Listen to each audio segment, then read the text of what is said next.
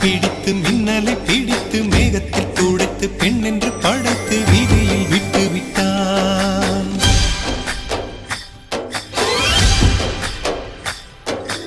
இப்படி இன்னொரு பெண்மையை படைக்க தன்னிடம் கற்பனை தீர்ந்ததை எண்ணித்தான் பிரம்மனும் மூர்ச்சையுற்றான்.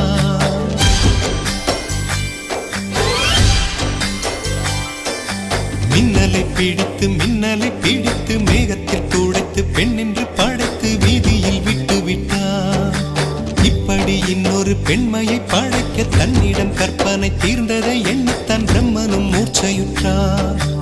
அவளின் நாசிக்குள் நுழைந்த காற்று உயிரை தடவி திரும்பும் போது மோட்சம் அடைந்து ராகங்கள் ஆகின்றதே.